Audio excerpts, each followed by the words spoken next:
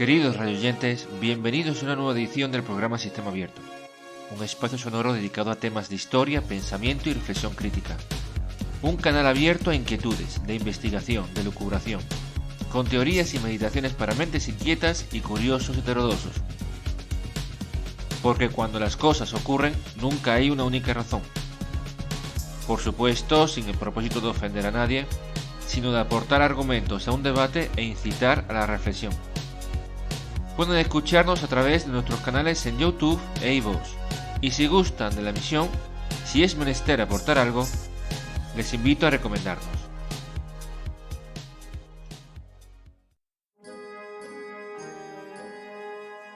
Buenas tardes, buenos días, buenas noches. Se presenta Omnios, que graba esto el día 14 de diciembre de 2021. Estamos ante la que probablemente sea la última emisión de este año 2021. Las fiestas ya están cercas, las vacaciones más largas para unos con guardias para otros, en todo caso festividades, por lo que desearles unos felices acontecimientos. Empezamos este programa diciendo que es nuestra cuarta emisión.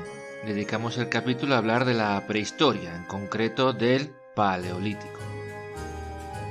Comúnmente se la suele contemplar como una etapa del ser humano en estado salvaje, con sociedades de cazadores y recolectores, habitando en cuevas y donde la tecnología no sobrepasaba el nivel de la piedra tallada.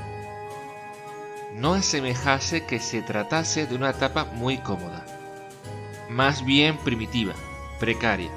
Sin embargo, en los últimos tiempos, desde diversos ámbitos, el Paleolítico se está revalorizando en términos de nostalgia de etapa original. Se trató del periodo más largo de la humanidad, incomparablemente más largo. Apenas hace 12.000 años que aprendimos a cultivar y a domesticar animales y entramos en el Neolítico, frente a los más de 2 millones de años del Paleolítico. Se dice pronto. De ahí que se reivindique que, ante la infelicidad de los tiempos modernos, del sedentarismo, ante determinadas dolencias físicas, anímicas, que somos seres del Paleolítico y que deberíamos vivir como en el Paleolítico, con sencillez, con nomadismo, incluso adaptando nuestra dieta a la de aquellos tiempos. Sin embargo, no me deja esto de producir dudas en cuanto a que, en verdad, cuánto sabemos del Paleolítico, porque fue la etapa más larga, pero a la vez es el periodo más desconocido de la humanidad. Como dijo un famoso arqueólogo, cuyo nombre no recuerdo, si juntáramos todos los hallazgos que tenemos del Paleolítico, probablemente no ocuparían más allá de una habitación o incluso de un arcón. Con esta cantidad de restos tan irrisoria, en comparación con cualquier otra etapa del ser humano, es normal que existan infinidad de misterios con respecto al Paleolítico. Por ejemplo, la Venus de Willendorf. Supongo que la mayoría de los oyentes tendrán en mente la imagen de la estatuilla en cuestión. De pequeño tamaño, apenas unos 11 centímetros de alto, pero de enorme importancia y trascendencia. Se la suele datar entre los 25 y 30 milenios de antigüedad. Fijarse que no estoy hablando de siglos, sino de miles de años. Una de las primeras muestras escultóricas de la humanidad. Representa a una mujer. El rostro no se ve, los brazos apenas, y no tiene esculpidos los pies. No obstante, lo que sí se encuentra claramente marcado es la rotundidad de las formas, las nalgas, los ampulosos senos, el vientre abultado en estado de embarazo. El adjetivo que se suele emplear es esteatopigio, esto es, de dimensiones rotundas. La Venus de Willendorf no es única en su modalidad. Se encuadra en un conjunto de esculturas y grabados con características similares. Repito, mujeres embarazadas de formas rotundas, esteatopigias, de traseros y pechos enormes. Son las denominadas Venus paleolíticas. Su número es francamente reducido. Esto ya lo hemos comentado, en el Paleolítico los restos son escasos. Pero a pesar de su escasez, hay un hecho significativo con respecto a estas Venus paleolíticas, y consiste en que son prácticamente las únicas representaciones de figuras humanas que se han hallado hasta el momento de esta etapa. Las demás representaciones generalmente de animales. ¿Qué significa esto? A pesar de su escueto número, implica un hecho. Los artistas del Paleolítico apenas desarrollaban figuras humanas con excepción de mujeres embarazadas. ¿Eran acaso divinidades? ¿Pudiera ser que lo inefable en el origen de la humanidad hubiese sido femenino? Ahora bien, más que interesarme lo que estas obras de arte prehistóricas trataban de simbolizar, invoco otra cuestión. ¿Hasta qué punto hoy en día somos capaces de ponernos en la piel de un ser humano del Paleolítico? ¿No ha transcurrido acaso un tiempo excesivo como para atrevernos a hacer interpretaciones viables? Con esta premisa afronto el programa de hoy, empleando diversos puntos de vista y acercamientos desde la razón y la lógica. Se busca vislumbrar cómo pudieron ser los primeros cientos de miles de años de la humanidad. Quédense atentos, quédense a la escucha, comenzamos.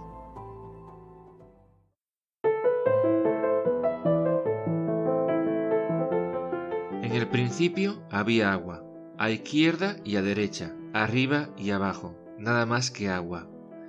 Agua negra y densa, puesto que aún nadie había creado la luz.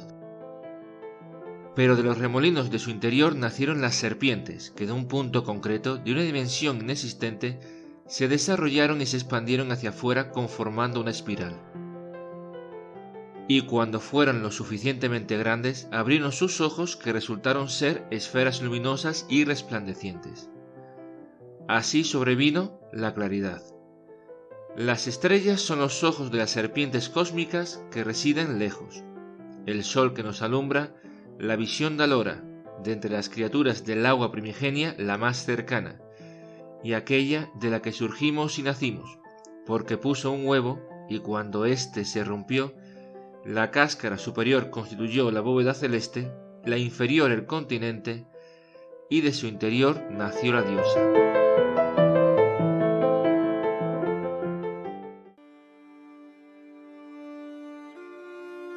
El texto que acabo de leer es una interpretación bastante personal del mito del origen del mundo según diferentes civilizaciones. Encontramos esta historia entre los egipcios, también entre los griegos con una variante. En vez de agua, lo que hubo en principio fue oscuridad. Incluso según autores, el famoso Serpent Mound de Estados Unidos, un enorme montículo que simula una serpiente tratando de comerse un huevo, podría estar relacionado.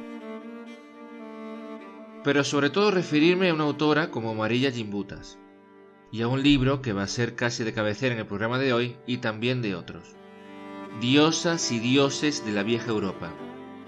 Marija Gimbutas, fallecida en 1994, fue una insigne arqueóloga e historiadora, una verdadera genio, una mente prodigiosa.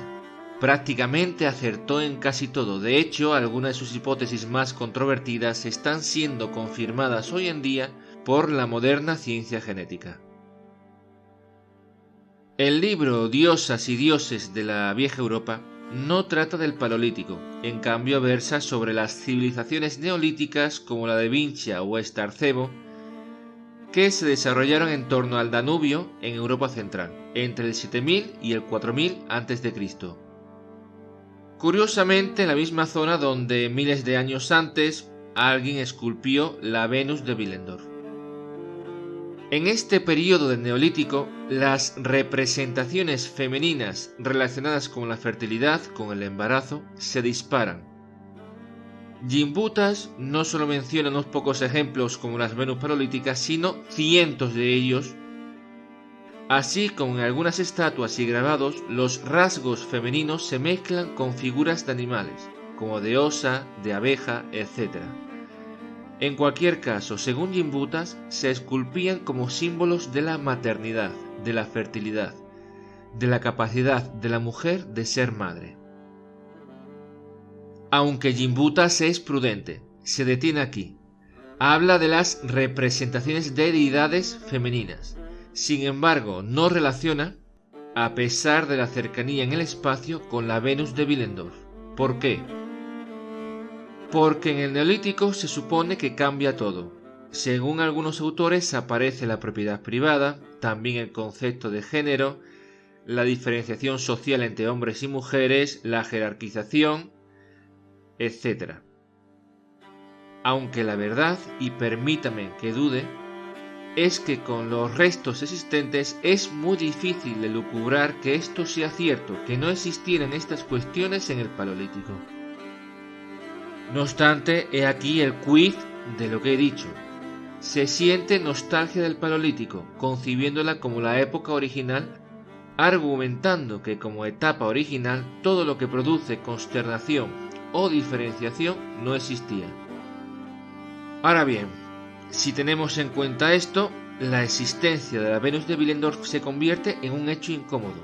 Las únicas representaciones de seres humanos eran de mujeres, y mujeres en estado de embarazo. ¿No implicaría esto una diferenciación, una separación por sexos, una primera noción de género?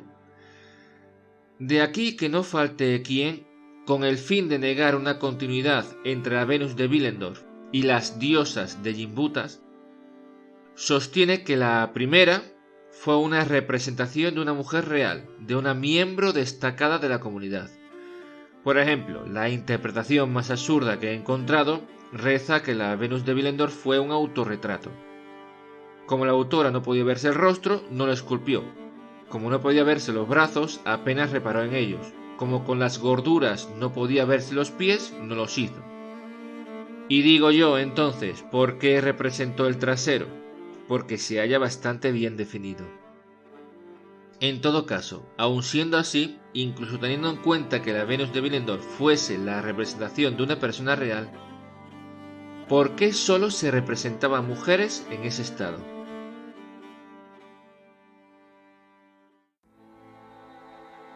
Lo primordial que quiero dar a entender es que es tanta la distancia temporal que no se puede generalizar.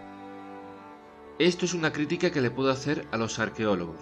Sin menoscabar su labor, observo que a veces su ansia por llegar a una explicación les lleva a precipitarse y asegurar afirmaciones inciertas.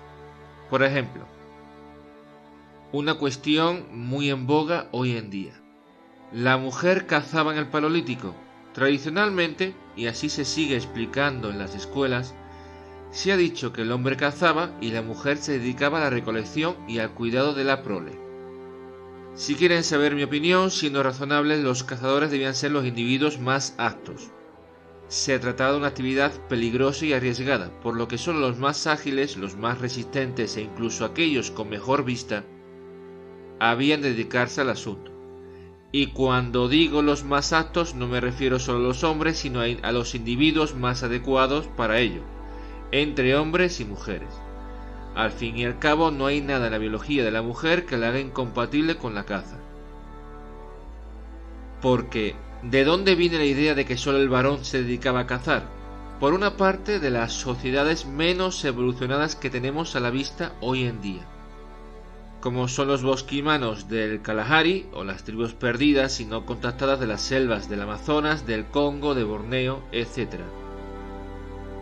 Aunque el que estas sociedades se comporten de este modo no quiere decir que en el Paleolítico sucediera así, porque por muy apartados que estos colectivos vivan, a base de miles de años el mundo exterior ha tenido que ejercer una influencia en ellos. Por ejemplo, referenciar el caso de los mapuches o araucanos en Chile, el único pueblo indígena de América del Sur que resistió la conquista de los españoles. Sin embargo, sin apenas cambiar su tecnología y su modo de vida, previamente los españoles, su cultura era matriarcal y posteriormente se volvió patriarcal. Pero igual que denosto esta idea, también he de criticar otros hallazgos. Recientemente se han hallado tumbas de mujeres de finales del Paleolítico con útiles de caza, y enseguida los arqueólogos generalizaron diciendo que al menos la tercera parte de quienes participaban en la caza en el Paleolítico fueron mujeres. Sin embargo, no creo que se pueda hacer tal afirmación, por dos motivos. Primero, porque ese hallazgo corresponde a un lugar del mundo y a una fecha. Entonces no se puede generalizar, especialmente para un periodo donde las tribus residían tan distantes y separadas entre sí. Y para un periodo de decenas de miles de años con cambios climáticos bruscos. Porque, si no recuerdo mal, la datación de este hallazgo se corresponde con un súbito cambio del clima. Entonces, ¿y si solo fue circunstancia de esa época?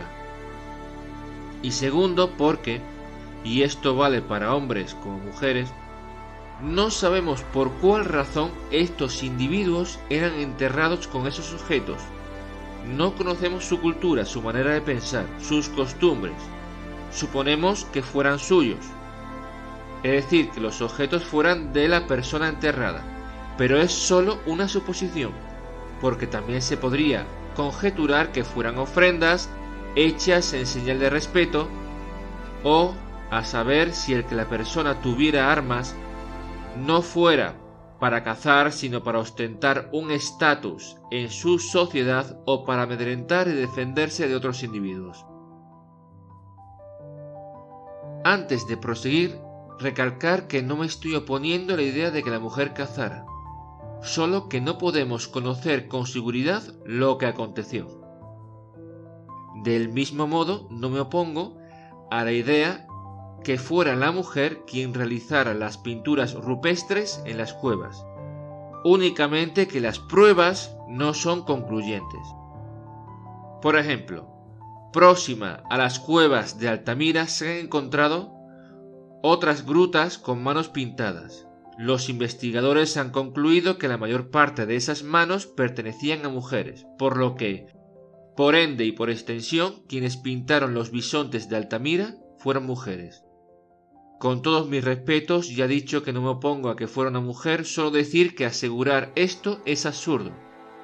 Primero, porque si lees la letra pequeña de la investigación, el porcentaje de acierto del género a través de estas manos es del 60%. Esto es casi como tirar una moneda al aire. Y segundo, no por encontrar una cueva con manos de mujeres indica que quienes las pintaron fueran mujeres. Me explico. Es un argumento del tipo, tenemos 100 mujeres y un hombre que lleva una cámara, del mismo modo que 100 hombres y una mujer con una cámara de fotos. ¿Quién hace la fotografía? Esto es, la probabilidad no tiene cabida aquí. ¿Quién pinta? Pues la persona que conoce la técnica, una persona excepcional, ya fuera mujer u hombre, porque en un periodo donde la base de la vida era la lucha por el sustento, se permitió a esa persona desligarse de la actividad del grupo de caza o recolección para ponerse a pintar. Del mismo modo, ¿quién esculpió la Venus de Willendorf? Pues una persona que tuviera tiempo, quizás alguien con discapacidad o ya anciano, pero repito que esto es solo suponer.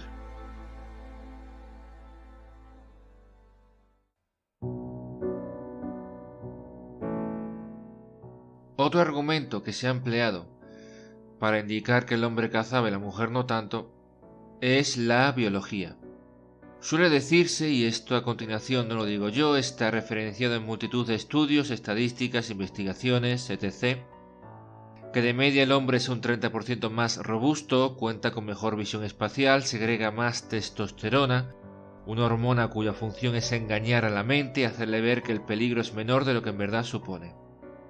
Frente a esto, la mujer detenta mayor capacidad para distinguir colores, lo que se vincula con la recolección, mejor condición para el lenguaje, lo que se asocia con las relaciones sociales, y mayor prudencia, la base necesaria para sustentar una sociedad y promover la paz y la concordia. Hay mucha gente que se opone a estos argumentos. Piensan que la cuestión de género no es biológica sino cultural.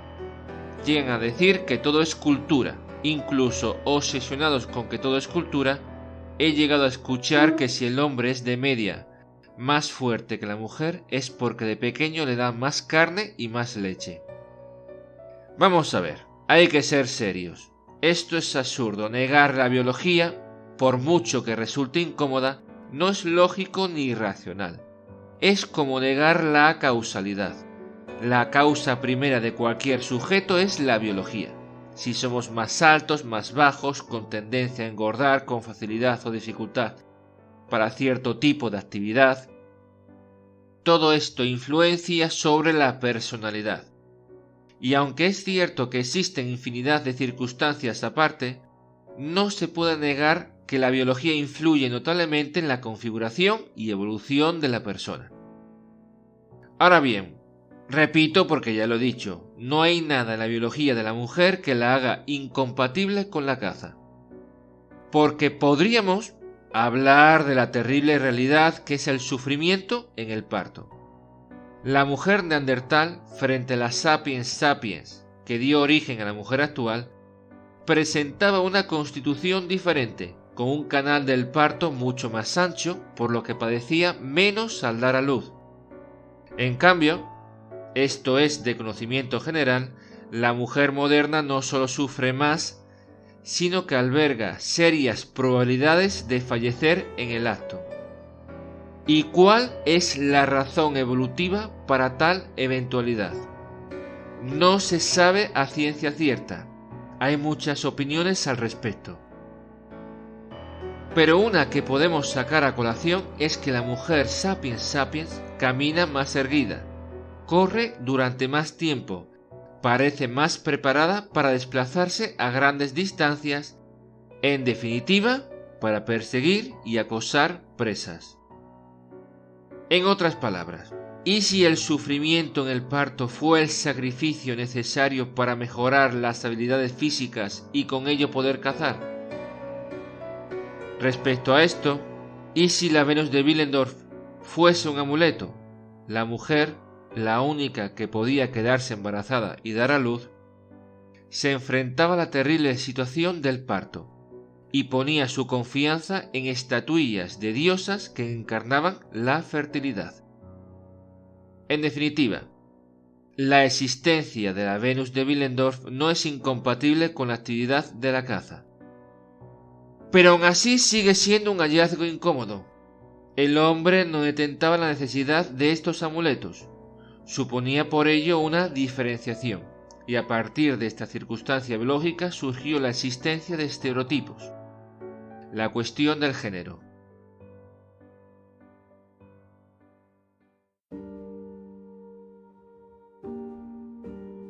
El traer a colación la biología no es sólo para dilucidar quién podía cazar, sino porque, como se señaló en el preámbulo del programa, cada vez son más las voces, los investigadores, los filósofos que claman que fuimos y seguimos siendo seres del Paleolítico. Esto ya no es una cuestión de género o de sexos. Nuestra genética es el resultado de la evolución, y frente a los 10.000 años que llevamos cultivando y domesticando animales, después están los más de 2 millones de años desde que bajamos del árbol que duró el Paleolítico. Si esto fuera cierto, la mejor manera de analizar el Paleolítico no pasa tanto por tratar de desentramar el significado de los escasos restos, sino por analizarnos a nosotros mismos. Pero, como todo, albergo mis dudas. Por ejemplo, de la dieta. Hay quien habla que deberíamos seguir la llamada dieta paleolítica, es decir, comer como lo hacían en el Paleolítico. Pero el tema de la dieta es uno de los aspectos que más ha cambiado en los últimos milenios, como prueba la tolerancia a la lactosa, el que podamos beber leche y comer queso, que apenas se lleva desarrollando 5 o 6.000 años. O hace poco leí un artículo de que la domesticación de los perros se inició a que por entonces les dábamos las piezas de carne más magras que nuestro aparato digestivo no podía digerir. Aunque hoy en día sí podemos alimentarnos de esos tipos de carne. O podríamos discutir sobre la violencia. ¿Existe una agresividad innata o es todo fruto de la cultura? Por enésima vez, el dilema, ¿biología o cultura? Lo políticamente correcto insiste en que todo es cultura, pero voy a señalar una serie de circunstancias. El ser humano es el único animal que practica la tortura, es el único animal que es capaz de ser cruel a sabiendas y disfrutar de ello. Si hasta el siglo XVIII, bien entrado el XIX, las familias acudían como si una fiesta se tratara, con los niños incluidos, a las ejecuciones públicas, como la de Luis XVI y Robespierre en la Revolución Francesa. El ser humano es el único animal capaz de mentir a sabiendas, de traicionar a sabiendas, y ya ni hablar de las psicopatías, las neuropatías, el sadismo, el masoquismo. Si somos tan diferentes de otros animales, no todo puede ser cultural, sino que debe haber algo genético en ello. Nuestro cerebro evolucionó y se preparó para estas circunstancias durante el Paleolítico. De ahí suponer que no fue precisamente un paraíso idílico. Como contrapartida, el ser humano también puede ser solidario, generoso, entregado, empático. Esto también surgió en el Paleolítico. Y, por si fuera poco, para añadir, un aspecto que me resulta especialmente misterioso y enigmático: el razonamiento matemático, la capacidad de pensar en matemáticas, de establecer relaciones lógicas entre cantidades, figuras y dimensiones. También tuvo que surgir durante el Paleolítico. Este es el interrogante que me resulta más complicado y atrayente. ¿En qué situación de supervivencia fue necesario que surgiera el genio matemático?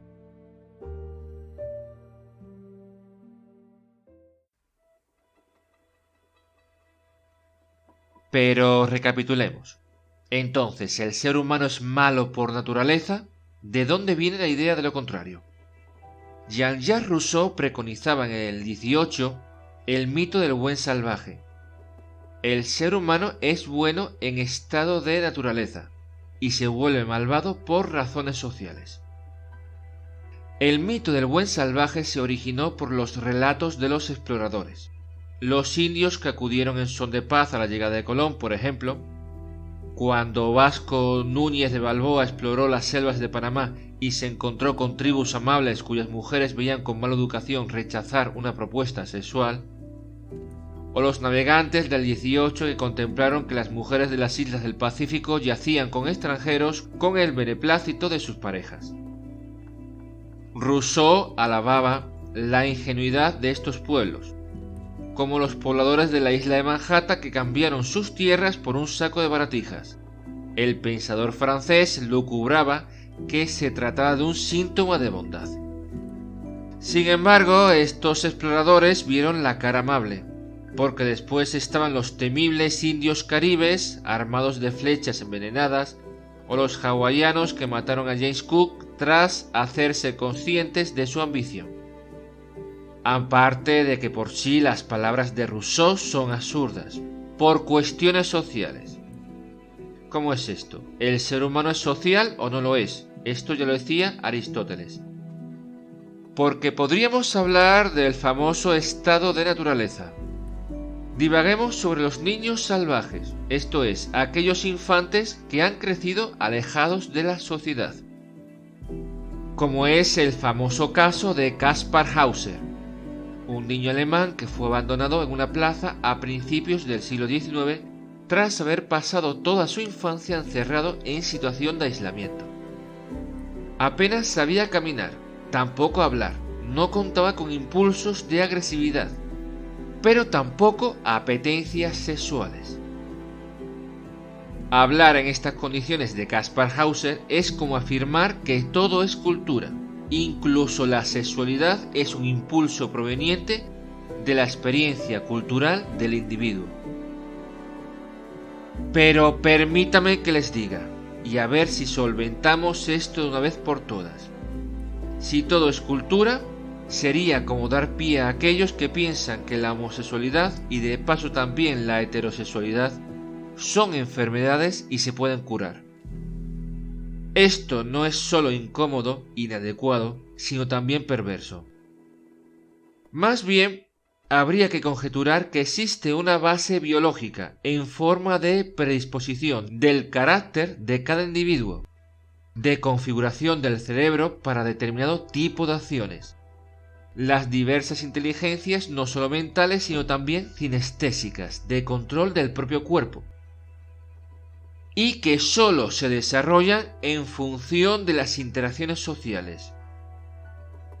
El niño que se relaciona con la madre, con el padre, con otros niños, es casi una solución de conciliación entre biología y cultura. Una tesis, digamos, posibilista, al estilo de Vidal de la Blache. La biología se desarrolla más o menos en función del ambiente cultural. Pero ante esto, permítame comentar otro caso, a veces tachado de falacia, de falsario, sin embargo, que viene a colación. El famoso lingüista Noam Chomsky en el siglo XX formuló la hipótesis de que todos los lenguajes humanos son recursivos, es decir, son capaces, presentan estructuras para referirse a sí mismos, para hablar del propio lenguaje. Pero en la última década y media se ha hablado de la posibilidad de una tribu de la selva amazónica cuya manera de comunicarse no es recursiva. Solo hablan en presente, ni pasado ni futuro. Apenas tienen palabras para informar de sensaciones o incluso de las estaciones del año. En cierto modo, esto es así porque no necesitan más. Sus relaciones sociales son sencillas en un lugar donde el clima es el mismo todo el año. Los nostálgicos del Paleolítico miran con ojos soñadores esta tribu. Así debió de ser, tan sencillo, tan simple. Así debería ser. Por supuesto que el ser humano es bueno por naturaleza. La sociedad y la diversidad lo complican todo. Con todos mis respetos, el bien y el mal son conceptos subjetivos y hasta donde yo soy capaz de entender, si no hay recursividad, si el lenguaje no se refiere a sí mismo, ¿es posible entonces la reflexión crítica? ¿Es posible cavilar sobre las propias acciones y concebir si son buenas o malas? A mi juicio, y ya he dicho que me puedo equivocar, la respuesta es no. En todo caso, ¿por qué traigo a colación el caso de esta tribu? Por una conjetura, por una hipótesis. Nuestro cerebro funciona estableciendo relaciones, conexiones. Por esta razón, los niños salvajes apenas cuentan con impulsos. Estas conexiones no se han establecido.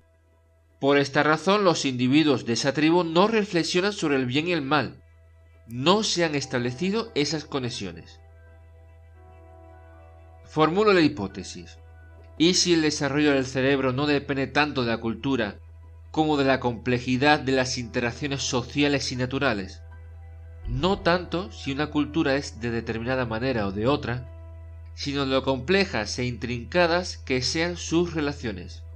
Y cuanto más complejas sean, mayor es el desarrollo de las capacidades del cerebro, existiendo estadios intermedios como el de la tribu que he mencionado. Su grado máximo se contemplaría en la capacidad para sobreponerse a la biología y a la cultura. Es decir, el ser ha nacido con una determinada predisposición a la violencia, a las matemáticas, a la generosidad, a la crueldad, y ha crecido en una determinada cultura, pero su grado máximo de desarrollo lo lleva a poder juzgar su naturaleza y su cultura y a poder decidir. Asimismo, acerca de la biología, y ya es la última idea que lanzo hoy. La predisposición del individuo, la manera como está organizado su cerebro, su mayor habilidad para unas tareas o para otras, ¿y si no proviniera del Paleolítico? Me explico. Con una herramienta tan potente como es el cerebro, asimismo diseñada para ser adaptable, ¿por qué a la hora de transmitirse los genes acerca de su configuración lo hace de manera vertical? Es decir, que nuestros genes hayan ido transmitiéndose sin apenas cambios de generación en generación desde el Paleolítico. Frente a esto, opongo que a lo mejor en la transmisión de genes en el cerebro también cuentan factores horizontales. Me explico de nuevo. que el ambiente en el que vive cada sujeto sea susceptible de alterar la genética en lo relativo a la configuración del cerebro. Esto se ha demostrado en ratones. Si una generación reside en un ambiente hostil, la siguiente generación detectará una personalidad más agresiva. Si esto sucede en ratones, ¿qué no ocurrirá en seres humanos? Con esto quiero dar a entender que si admitimos esta posibilidad, es posible que el genio matemático no provenga de las cavernas, sino que la configuración del cerebro para las matemáticas se haya producido en los últimos 10 milenios, desde que nos hicimos sedentarios y aprendimos a cultivar y a comerciar.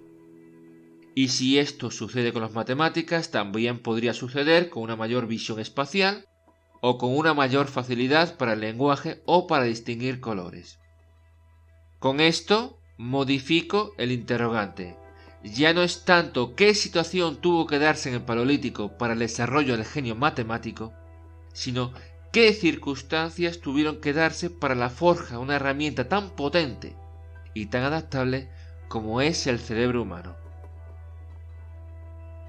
Pero también llego a la conclusión de que ni siquiera observándonos a nosotros mismos podemos conjeturar cómo era el Paleolítico.